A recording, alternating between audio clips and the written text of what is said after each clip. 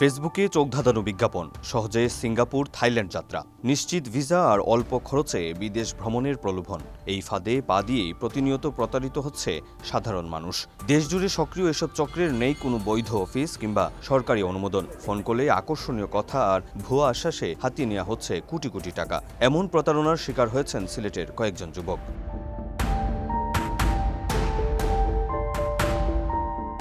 সময় সংবাদের অনুসন্ধানে দেখা যায়, ফেসবুকে পেজ খুলে বিদেশ ভ্রমণের বিজ্ঞাপন দেওয়া হলেও যোগাযোগ করতে হয় শুধু হোয়াটসঅ্যাপে। ব্যবহার করা হয় বিদেশি নম্বর। কোনো ডকুমেন্টস ছাড়াই শুধু পাসপোর্ট দিলেই ভিসা হবে দাবি চক্রটির। এরপর বিকাশ কিংবা ব্যাংক অ্যাকাউন্টে নেওয়া হয় টাকা। 4 থেকে 7 দিনের মধ্যেই পাঠানো হয় কথিত ভিসা। তবে যাচাইয়ে মিলেছে সেগুলো নকল। অনলাইনে ভুয়া ভিসার কপি দেখেই ধাপে ধাপে টাকা আদায় করা হচ্ছে ভুক্তভোগীদের কাছ থেকে। আমাকে ফোন দিচ্ছে যে আপনার ভিসা হয়ে গেছে, আপনার আমার টাকা পাঠান। আমি বললাম টাকা পাঠাবো, আর আমি ভিসাটা চেক করি দেখার পরে তো আমি আপনাকে টাকা পাঠাবো। প্রুফ দেখান যে আমার ভিসা হয়েছে করে। পরে একটা কি করলো, পোর্টালে ছবি দেওয়ার পরে দেখে মনে করলাম যে সঠিক আছে। পরে আমরা দেখে টাকা দিলাম। এয়ারপোর্টে গেছি, এয়ারপোর্ট যাওয়ার পরে চেক করছে যে এটা ভুয়া ভিসা। কিন্তু প্রতারণার পরও শেষ হচ্ছে না ভুক্তভোগীদের দুর্ভোগ। অভিযোগ রয়েছে, টাকা ফেরত চাইলে উল্টো হুমকি দিচ্ছে প্রতারক চক্রের সদস্যরা। ও বলছে যে আমাদেরকে 2 দিনের মধ্যে ভিসা দিয়ে দেবে।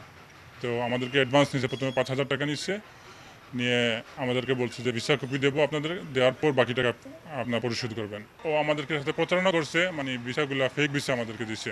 একাধিকবার যোগাযোগের পর সময় সংবাদের সঙ্গে কথা বলেন সংশ্লিষ্ট অনলাইন এজেন্সির এক কর্মকর্তা। তার দাবি, এয়ারপোর্টে কিছু অর্থ খরচ করলেই সমস্যার সমাধান হতো। আর ভিসাটা চেক করে দেখেই তারপরে পেমেন্টটা করতে, উনি তো না দেখে তো পেমেন্টটা করে নাই।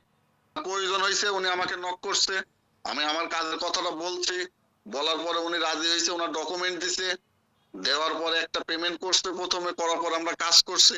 তবে সেই বক্তব্যের সত্যতা সম্পূর্ণ নাকচ করেছেন ইমিগ্রেশনের এই কর্মকর্তা। এয়ারপোর্টগুলো রয়েছে সেখানে ইমিগ্রেশনে যারা কাজ করে তারা অত্যন্ত পেশাদার। অর্থাৎ এখানে বডি কন্ট্রাক্ট করে বা অর্থের বিনিময়ে কোনো মানুষ বিদেশে যায়, এগুলো একান্তই সম্ভব না। এদিকে আইনজীবীদের পরামর্শ, প্রতারিত হলে ঘরে বসে না থেকেই দ্রুত আইনি ব্যবস্থা নিতে হবে এবং এসব নাম সর্বস্ব প্রতিষ্ঠানের জবাবদিহিতা নিশ্চিত করতে হবে। তবে আইনশৃঙ্খলা বাহিনীর দাবি, সুনির্দিষ্ট অভিযোগ পেলেই দ্রুত ব্যবস্থা নেওয়া হচ্ছে। আর যদি প্রতারিত হয়ে যান বা কোনোভাবে ক্ষতির সম্মুখীন হন, আমার মনে হয় আইনের আশ্রয় নেওয়া উচিত। কোনো সুনির্দিষ্ট তথ্য পাই বা এই ধরনের কোনো আর্থিক লেনদেনের সংক্রান্ত যদি আমরা কোনো কিছু জানতে পারি যে অবৈধভাবে প্রতারণা করছে, টাকা পয়সা ট্রানজ্যাকশন হচ্ছে, আমরা অবশ্যই ব্যবস্থা নিব। গত কয়েক মাসে এরকম বেশ কিছু অভিযোগ এসেছে এবং প্রত্যেকটা অভিযোগ আমরা তাৎক্ষণিকভাবে মামলা হিসেবে নিয়েছি এবং আসামিকে গ্রেপ্তার করা হয়েছে। প্রযুক্তির অগ্রগতির সঙ্গে পাল্লা দিয়ে বাড়ছে অনলাইন প্রতারণাও। তাই সচেতনতার পাশাপাশি প্রতারক চক্রের বিরুদ্ধে কঠোর ব্যবস্থা আর ভুক্তভোগীদের সাহসী ভূমিকাকেই জরুরি মনে করছেন সুধীজনরা। অপু বণিক, সময় সংবাদ, সিলেট।